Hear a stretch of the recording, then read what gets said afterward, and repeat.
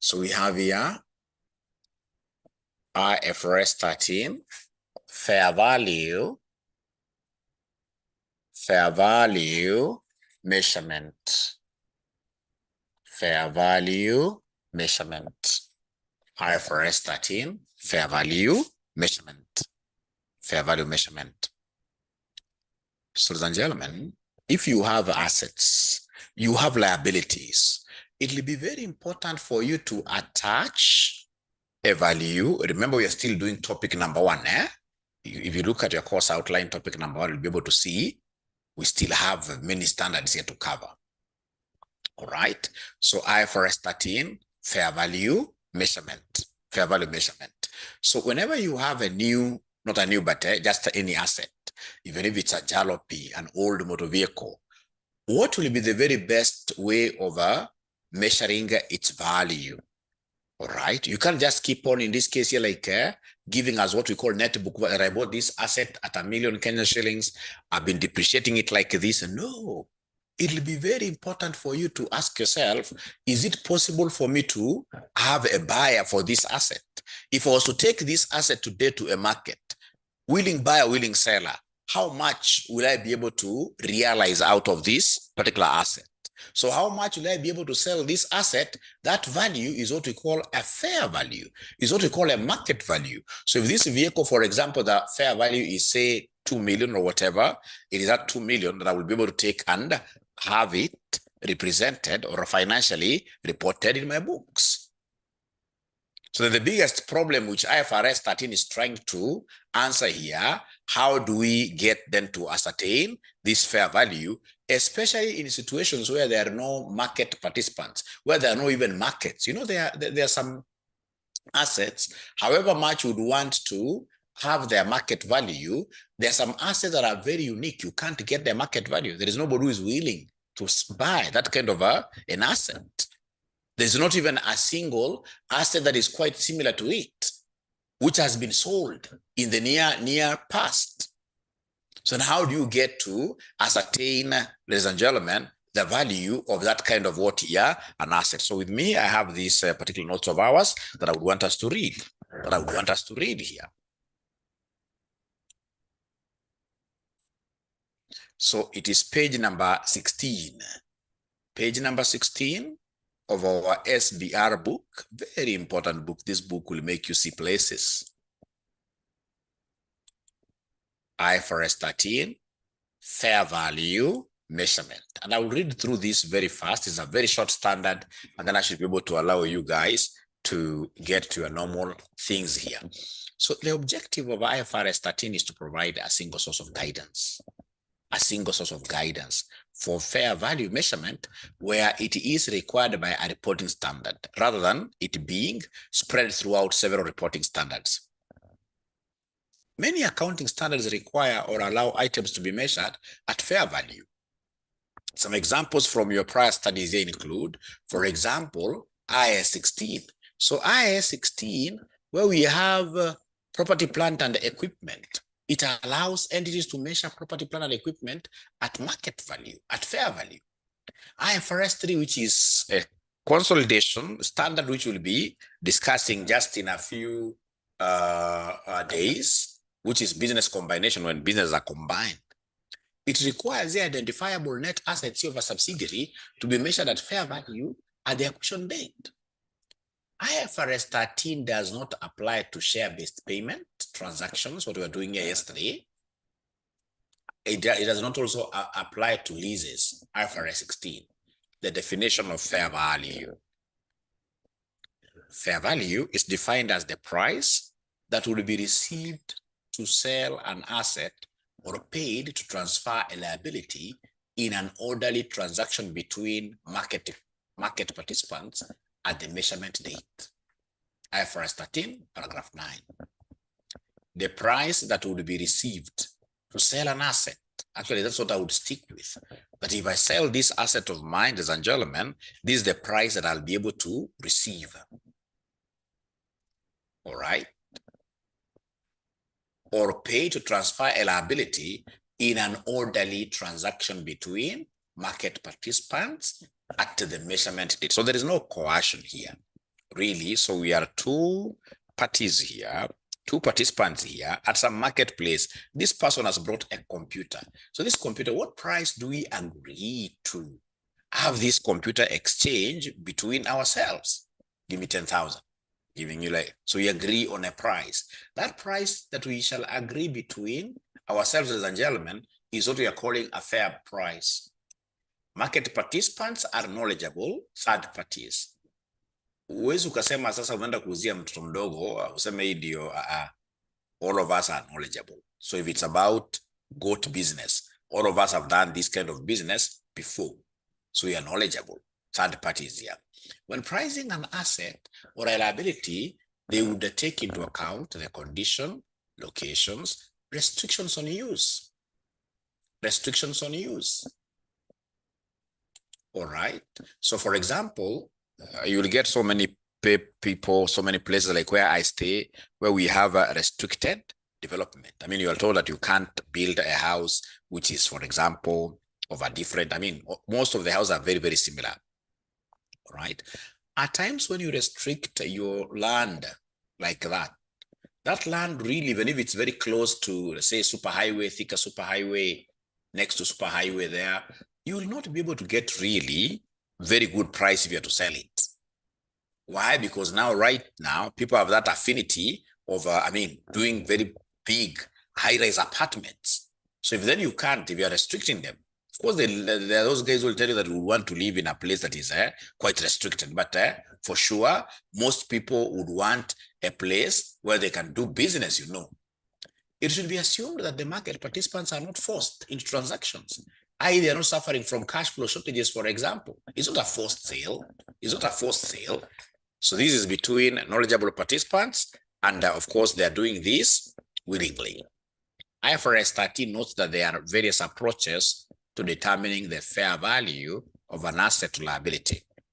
So we have the market approaches. So market approaches, valuations based on recent sales prices.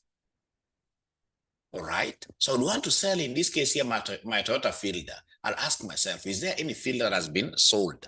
If I go to the market, I'll be able to know, like Fielders that were sold last week, how much were they fetching? If they're fetching $1 million, then I'm so sure I'll be able to sell my Fielder at that amount. So any Fielder that I have at the moment, then in the books of the business, I should be able to maintain that Fielder at this particular market value. Then we have cost approaches. If, for example, there is no market for this type of Fielder, maybe it's a high, not a high level, but I mean, how do you call this? I mean, it has got many CCs, all right? So in this case, it's not a business vehicle, all right? So in that case, then I can look at what we call the cost model, the cost model. So if it's a house, I'm doing like bills of quantities, all right? Be able to know in this case here how much it will cost me. So cost approaches, you are not going to the market. You're basically asking yourself, how much, in this case here, did this particular house cost me to build? Income approaches is what I teach you guys in advanced financial management, where you project incomes. Once you project incomes, you're able to discount them.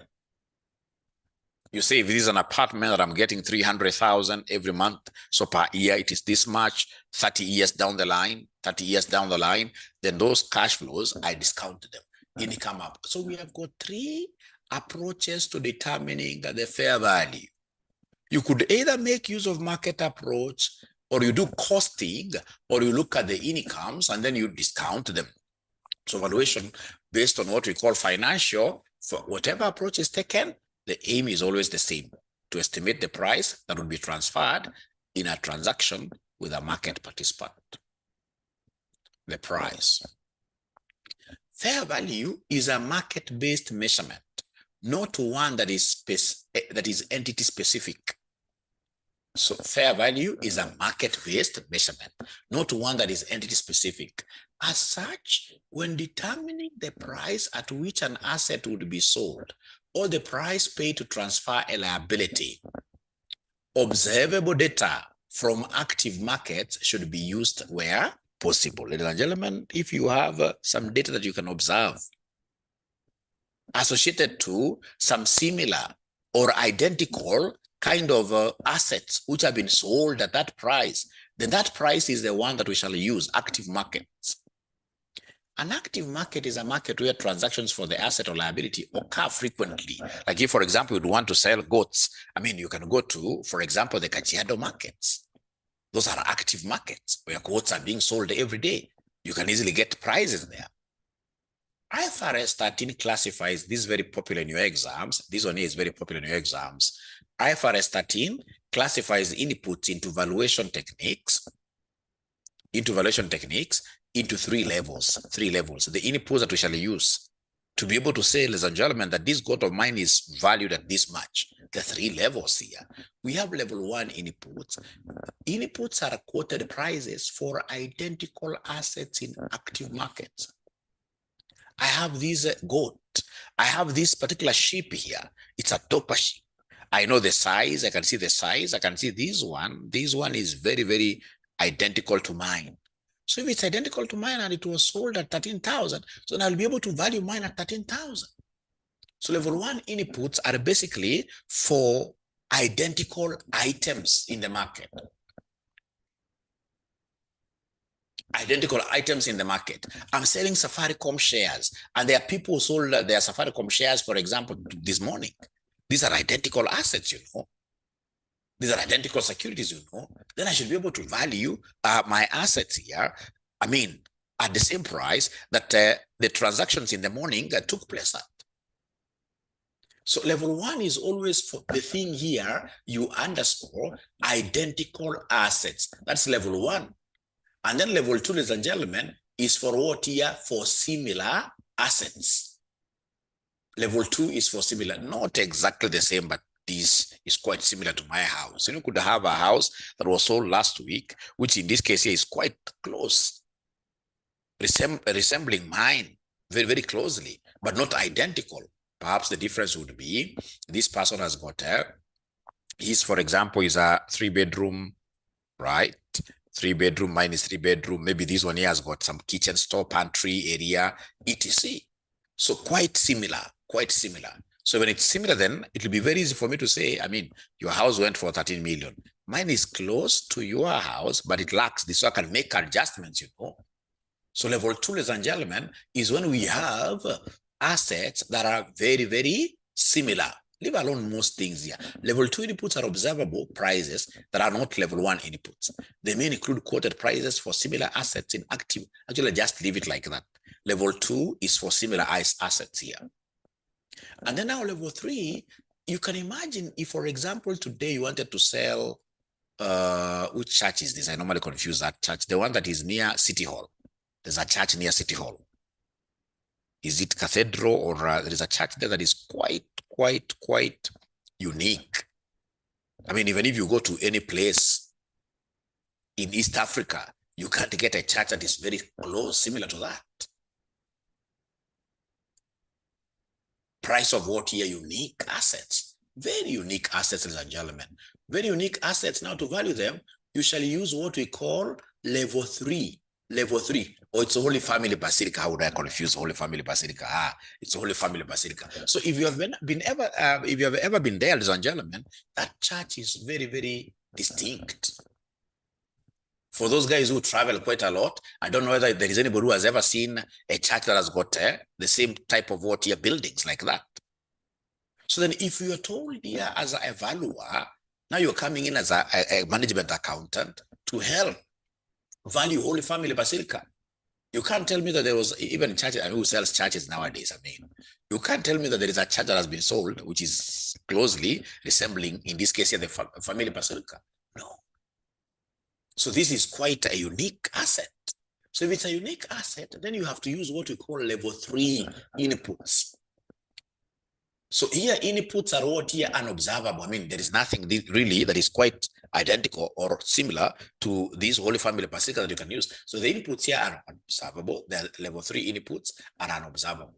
This could include, this could include cash or profit forecast using an entity's own data. Ladies and gentlemen, please listen and listen to me very well. Listen and listen to me very well. If I were you, and I would take like just very scanty, sketchy notes there. So you're saying in terms of a fair valuation, we have level 1. Level 1 is for the CMS twins, identical in all respects, identical. It happens. It's possible to have an asset that is really, I mean, not even really, but the same as an asset that you're selling in the market. If the asset that you're selling in the market is similar to one that has, not similar, but identical to one that has been sold, say, yesterday or near, all right, in the near past, then automatically I'll be able to quote that item of mine at the same price like that. That's level 1.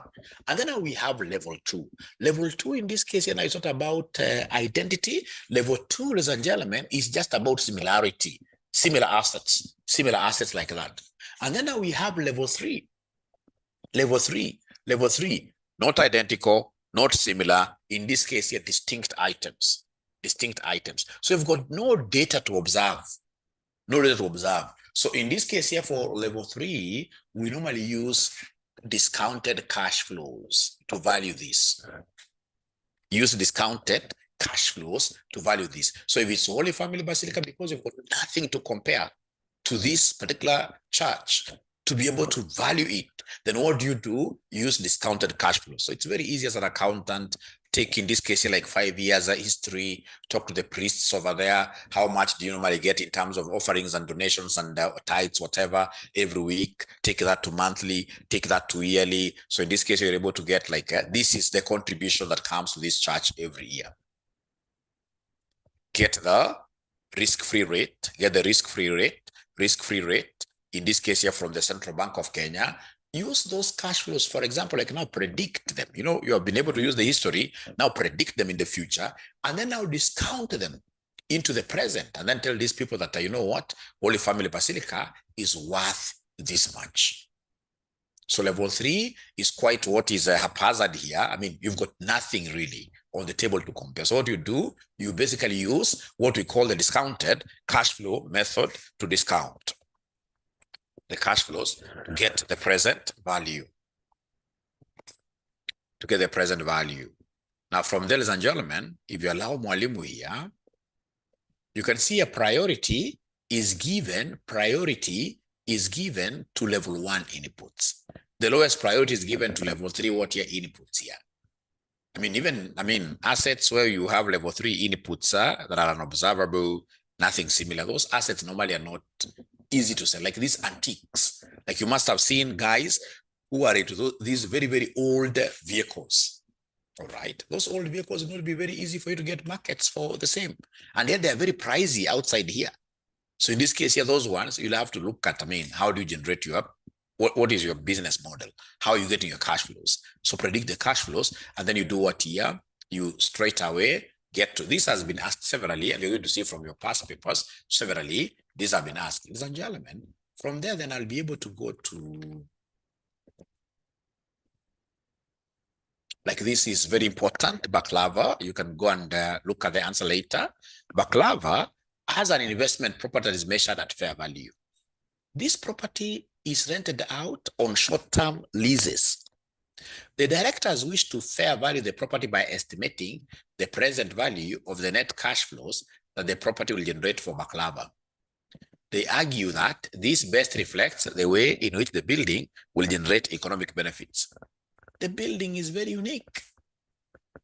Although there have been many sales of similar buildings in the local area. So discuss whether the evaluation technique suggested by the directors complies with international financial reporting. That's a lie. As a gentleman, we can be told here that, or rather we are told here that, you know, like what they're trying to use here, valuing their property using net cash flows discounted technique. This is level 3. And level 3 is only applicable for very unique buildings. Buildings in this case that have got nothing similar to compare to. But if you look at this very well here, the building is unique, although there have been many sales of similar buildings in the local area. So these guys here should have fetched level 2 inputs, similarity. You know, this on in paragraph 2, ladies and gentlemen, is level 3, where basically you've got nothing similar to this. A very unique, yes, a very unique asset where we've got nothing close by to it that has been sold in the near past. So in terms of IFRS reporting, these guys are pretty wrong. They should have used, in this case here, level 2, and you can come and see the answer here. You can see the answer. Nope.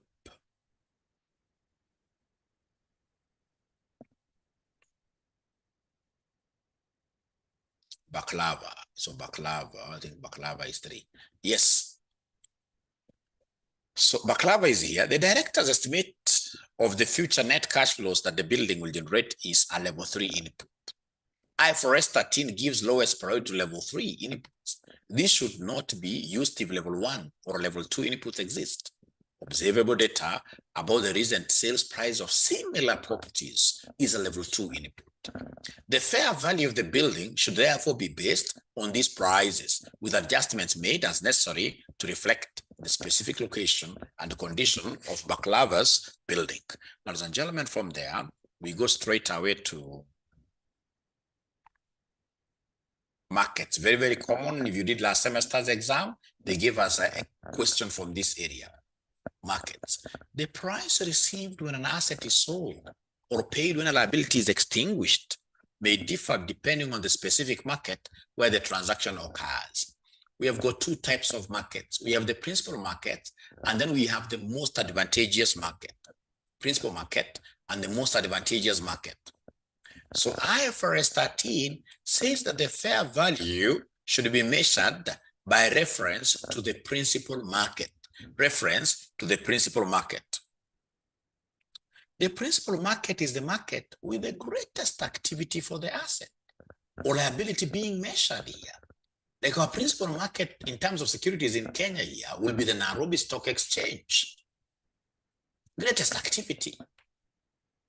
The entity must be able to access the principal market at the measurement date. So at the measurement date, you must go to the Nairobi Stock Exchange, use the accountant, and get to see this at 1st December, how are my shares trading? This means that the principal market for the same asset can differ between what year? Between entities here. So when do you want to measure this? The prices will be different between the dates, of course. And then now we have the most advantageous market, where you're going to get, in this case, the biggest benefit, where your net selling price will be highest. Where your net selling price will be highest. So most advantageous market, if there is no principal market, then fair value is measured by reference to prices in the most advantageous market. The most advantageous market is the one that maximizes the net selling amount. All right. And then now there is a disclaimer. Transaction costs such as legal and broker fees will play a role in deciding which market is most advantageous. They'll play a role. However, fair value is not adjusted for transaction cost because they are characteristic of the market rather than the asset. What you're supposed to know is that transaction costs, fine, they will be able to help us when you are ascertaining most advantageous, but we shall always exclude it whenever you're getting the fair price. Whenever you're getting the fair price, transaction costs will always be excluded. For us to understand what we're talking about, we have this example. Test your understanding for market. So we have market 1, then we have market 2. An asset is sold in 2 different active markets at different prices. An entity enters into transactions in both markets and can access the price in those markets for the assets at the measurement date as follows. So we have here price in market 1 is 26, transaction cost is 3, and then we have the transport cost of 2. Then we have the net price receivable. So what is the fair value of the asset if market 1 is the principal market for the asset? Very easy. Fair value. So if it's market 1 being used, how do we get this fair value? I will take, ladies and gentlemen, the price of this particular what year, the price of this particular asset, which is 26. And then you subtract other costs other than what your transaction cost. Transaction costs are what year very irrelevant whenever it comes to calculations of what year fair value according to IFRS 13. So then market one, ladies and gentlemen, if market one is our principal market, the only market we have at the moment, how do I get this fair value? Very easy. So to get this fair value, ladies and gentlemen, what I shall do to be able to get this fair value, ladies and gentlemen, this is what I shall do to be able to get this fair value. So fair value, I'll simply take the selling price minus, in this case here, transportation costs, minus transportation cost, minus transportation cost, minus transportation cost, minus transportation cost. Whenever it comes to fair valuation, just like how you have assumptions, in models, transaction cost will be taken to be 0. Transaction cost in this case here will be irrelevant in fair valuation exercise. So in this case, remember they have told us it is market one that we are using here. It is market one that we are using. So our fair value will be equal to the selling price. So the selling price has been given to us. The selling price has been given to us as 26. So I will take 26 minus 2. 26 minus 2. So 26 minus 2, this is 24. So this 24 is the price at which you shall be able to carry your asset at in your books of accounts. In your books of accounts, not this net selling price, because here we want transaction cost. So, and please, you have your answers. You should be able to come and check your answers here, even if it's later. It's very important because I would want you to really use this book. Maximum there. Maximum there. So if market one is the principal market, then the fair value would be measured using the price that would be received in that market, less transport cost. The fair value would be 24, like that. Transaction costs are always ignored. Transaction costs are always ignored. So the fair value, so this asset, if you're taking it to the financial statements, you as an accountant, so this asset, you shall carry it at 24. This asset, you shall carry it at 24. Then look at the second question here. So the second question, they want us, ladies and gentlemen, in this case here to look at here. Now, no principal market can be determined.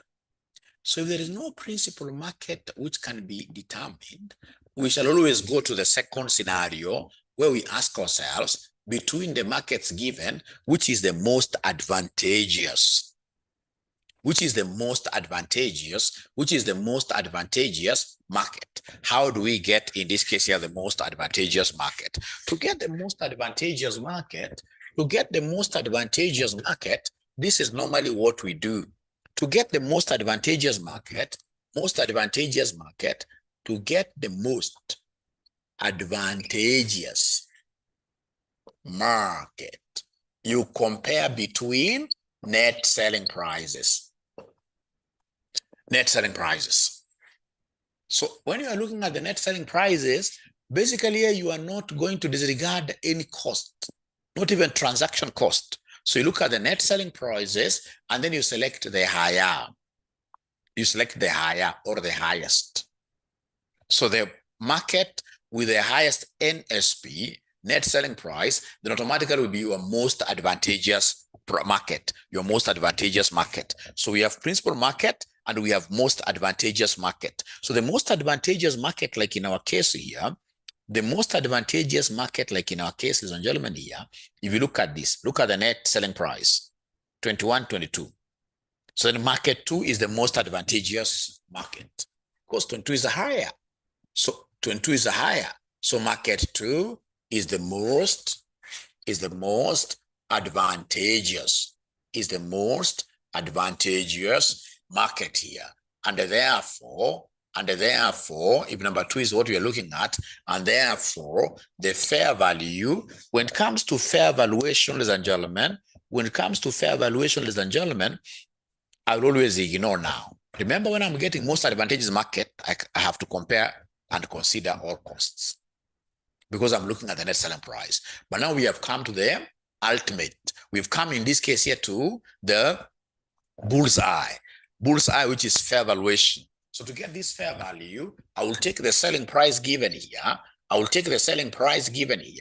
As usual, I subtract, in this case here, transportation costs. I subtract transportation cost. So the selling price in this particular question in market 2, remember now we have identified market 2 as our most advantageous market. So it is 25 minus the transportation cost, which is what here? Transportation cost minus transportation cost, which is 2. So it is 25 minus 2. 25 minus 2 gives me 23. So the fair value there will be 23. And for you to be able to understand what I'm talking about, ladies and gentlemen, simply look at the answer. You'll be able to see the answer giving you even better. If neither market is the principal market for the asset, then the fair value will be measured in the most advantageous market. The most advantageous market is the market that maximizes the net amount received from the sale. So you can see the net amount received in market 2 is 22 is higher than the net amount received in market 1, which is 21. Market 2 is therefore the most advantageous market.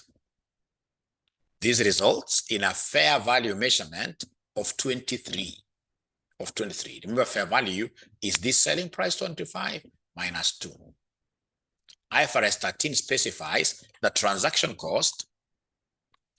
IFRS 13 specifies that transaction costs play a role when determining which market is most advantageous, but they are not factored into the fair value measurement itself. So remember, ladies and gentlemen, mine is basically a high level for you to understand what is expected of us in the standard. Otherwise, when we come in this case here to revise, we shall be able to look at a past paper question and we'll be able to see that these guys normally steal questions from ACCA. So unless there is a question, I would want in this case here to go straight away to the next concept here.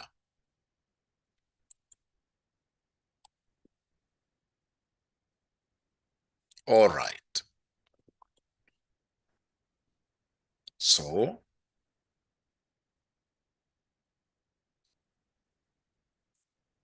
ladies and gentlemen, here we are.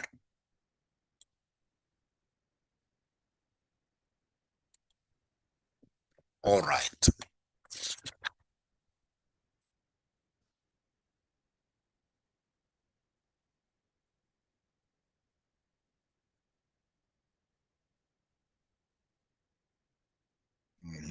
Okay, so I need to go back a bit.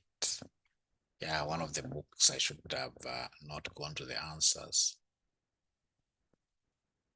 Markets, yes.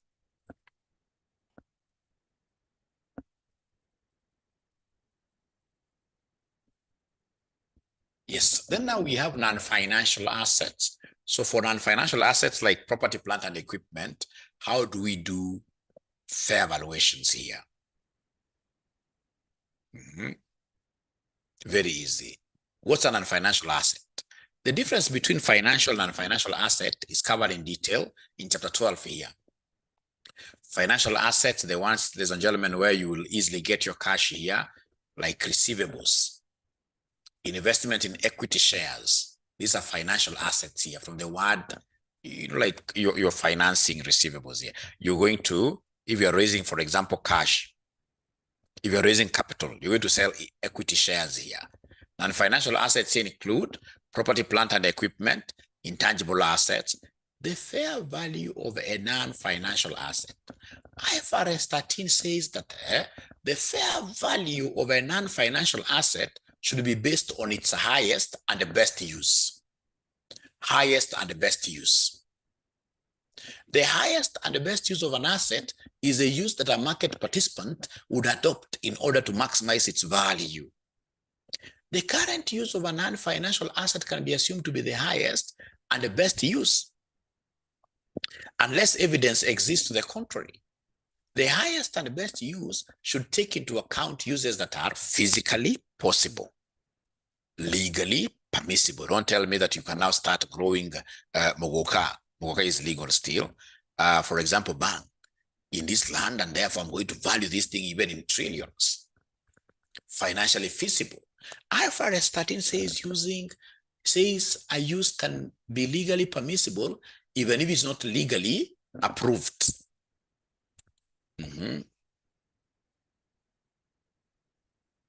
For us to understand, ladies and gentlemen, so remember, legal approvals, you can always look for approvals, and especially if there are other people have gotten approvals in that particular area, then even if it was a restricted area, then I can now say that my neighbor got this approval, I also get this approval. So what is the best use? Should I sell this land or should I build on it? What is the best use? If I build on it, cash flows. I'm going to get cash flows from my rental property.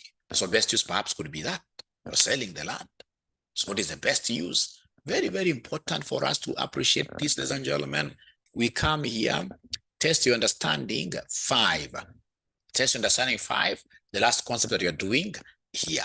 Test your understanding 5 quarters. 5 quarters has purchased 100% of the ordinary shares of 3 halves and is trying to determine the fair value of the net assets at the acquisition date. 3 halves owns land that is currently developed for industrial use.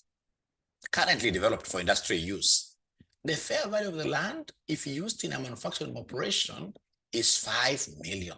So one of the ways is to develop these and put up a manufacturing plant. And if you do that, then you'll be able to get 5 million. So one of the ways of using this land to generate cash flows is to do manufacturing inside there. If we do manufacturing in there, we'll be able to get 5 million. So basically, currently, that's another way of telling you that currently this land is valued at 5 million. Many nearby plots of land have been developed for residential use as high-rise apartment buildings. The land owned by 3 halves does not have planning permission for residential use, although permission has been granted for similar plots of land. The fair value of 3 halves land as a vacant site for residential development is 6 million. The fair value of 3 halves land as a vacant site for residential development is 6 million. However, transformation cost is 0.3 million. Would need to be incurred to get the land into this condition. So, ladies and gentlemen, then should we consider in this case here getting into this residential development? What do you think shall we be able to earn? What do you think shall we be able to earn? What do you think shall we be able to earn? What do you think shall we be able to earn? Okay, Richard, I've seen your question. Should we consider in this case here developing this into residential? You can see in this case here we shall be able to get 6 million there.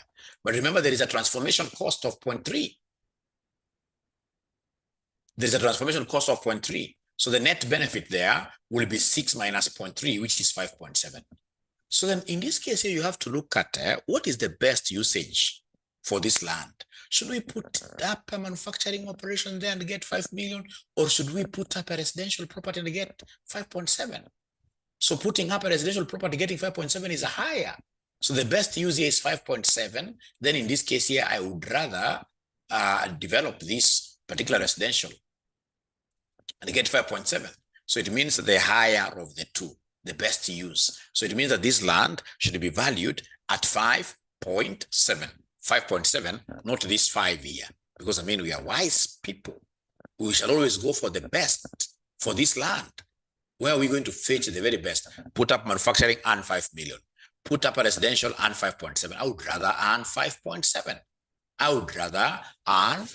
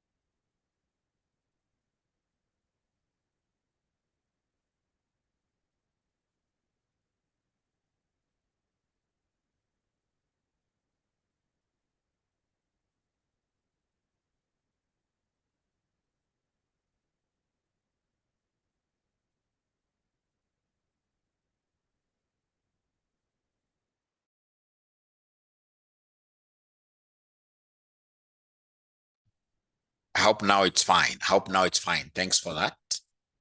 Thanks for that. So I was just reading this test understanding 5 quarters. I hope when we read the question, you guys were still hearing me. So I'd want to just go straight away to test your understanding. 5, read the answer now. Read the answer now. Yes, okay. So the answer is here. So land is a non-financial asset. IFRS 13 says that the fair value of a non-financial asset should be based on its highest and best use. This is presumed to be its current use. Unless evidence exists to the contrary, the current use of the asset would suggest a fair value of 5 million. However, there is evidence that market participants would be interested in developing the land for residential use. Residential use of the land is not legally prohibited. Similar plots of land have been granted planning permission. So it is likely that this particular plot of land will also be granted planning permission. If used for residential purposes, the fair value of land would be 5.7, which is 6 minus 0.3. So it would then seem that the land highest and best use is for residential development. So its fair value is therefore 5.what here? 5.7. Is 5.7. So Richard wanted me to talk about this, that it says that IFRS 13 says a use can be legally permissible even if it's not legally approved. You know, like how you get approvals from City Hall to build a house here, right? That approval may not be given, but constructive. It's called substance over form. Your neighbors have already gotten that kind of permission in the past. So you should also be allowed in this case to make an assumption that should I seek for this approval, I'll be able to get it. I'll be able to get it. I may not have gotten it because you see, normally when we are doing fair valuation, we don't want to sell our assets. No, we don't want to sell our assets. Remember, we simply are looking for a way of saying that let's attach this value to this asset in our book. So you don't want to start looking for permissions from the City Hall. It's going to cost us money. But we can now make assumptions that even if this is not really approved as of yet now, we shall be able to get that particular that particular approval when we seek it. Great. Thank you so much. Now, ladies and gentlemen, I would want us to just reflect about this topic. Today I happen to be having a very early morning meeting at the office. It normally doesn't happen because easily. It doesn't happen easily because I work fully from home, but there are days when we are required to be in the office just for the meeting, and then I come back. So then if, for example, today you go to your workplace as an accountant, and I want you to be practicing things that we teach you here, and then they tell you, today we want to do some fair valuation because there is an IFRS 13 that needs us to do fair valuation. What are your key take-homes from this standard? Your key take-homes that you'll never forget. Let me see. Everybody should be able to tell me what they have learned from this topic. Don't underrate this topic. This is a topic that has been tested quite heavily. It's a theoretical topic mostly, apart from the few mathematics that we have seen there. IFRS 13. What is your key take-home? Key take-home. I'm able to see very many take-homes. So level 1, identical asset, match salutations in Jogu. That is very good. Level 1, inputs are for identical assets. That's very, very important. That's a key take-home. Mary Ann is talking about markets here. I wish Mary Ann would have expounded that a bit. Distinct items. Yeah, for level 3. For level 3, distinct or unique assets, and then we shall always value them using the discounted cash flow technique. Discounted cash flow technique. I like what Mikali is telling me there. Level 2, similarity. Items that are what here? Similar. I like Jenny there. Level 1, identical. Level 2, similar. Yeah, At least Josephat is going home with something very important, advantageous market. And how do we get this advantageous market? The net selling price, net selling price. But if you get the highest net selling price, to get fair value, you must be very, very careful. Selling price minus transportation cost. Never include the transaction. Level 3, Muikali, distinct cash flow. Lorraine. In this case here, principal markets, the most active market. Principal market, the most active market. Principal market, the most active market. The most active market. Fair value measurement is market-based measurement. I love that. Simple English, good English. Good English there. Market-based. A value between market participants, and they have to be third parties. Don't bring a brother and a brother here, and then you tell me that Mwalimu, let us have this. If a brother has sold to a brother, that's not third parties, you know. Those guys here will be able to say, this was my younger brother. I used to beat him a little bit when he was young, so I'm selling this vehicle to him at almost a throwaway price. We need third parties here. Are you sure, Richard, that transportation cost is unnecessary? Is it transportation cost which is unnecessary to get fair value, or transaction cost? That's a good one. But always remember, it is transaction cost that you will not subtract, but you shall subtract transportation cost. You shall subtract transportation cost. So fair value of assets does not include, thank you very much. Now, Doreen, you have been able to summarize this. Does not include transaction cost. So market approaches, cost approaches, and income approaches to determine fair value. Great. Now, ladies and gentlemen, where we have reached, you must have realized that now we have covered all the IFRSs needed in topic number 1. All right. Although when I come to my tomorrow's class, I'll still be able to do, there are other IFRSs, like now we have what we call related parties. It's another topic. It's in topic number 4, related parties. We have another one, for example, IFRS 8 segment reporting is in topic number 4, but I like covering all the IFRSs. So tomorrow I'll be looking at IFRS 8 segment reporting. Now, there is one thing I would want you guys now to start doing. All right. You see, a question from topic number 1, we should be able to answer it very well. So I would want, in this case here, to start getting champions. And these champions are those students who will be able to do some questions from the past paper. It doesn't matter whether they are right or wrong. Just one question, like every day, we must get a champion every day. And we're going to have this champion. It's going to be a ball that revolves between ourselves. So in this case here, I'll appoint the first champion. So the first champion, in the course of today, I would expect him or her to go to a past paper, touching on any of these IFRSs that you have done. You do one question, even if it's wrong, post it there. And then we should be able to mark that question for that student. Of course, that means we have to do it.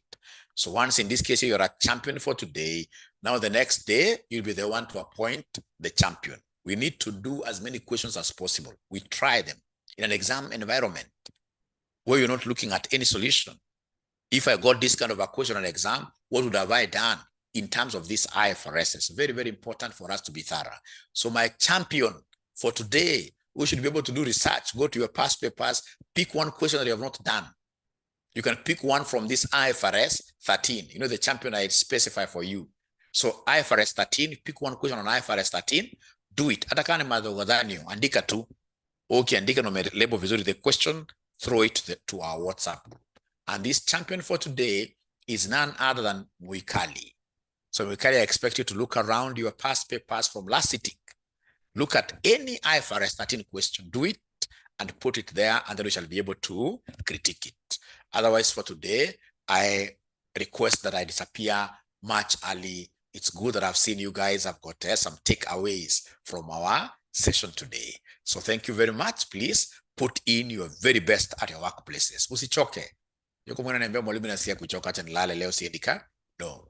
Always we shall appear in our workplaces and we shall do our very best. You don't know how. God will come and visit us, of course. Thank you so much. Bye. Great years. Discontinued operations, of course, those will be in group consolidation. Group consolidations here. Thank you. IFRS 5.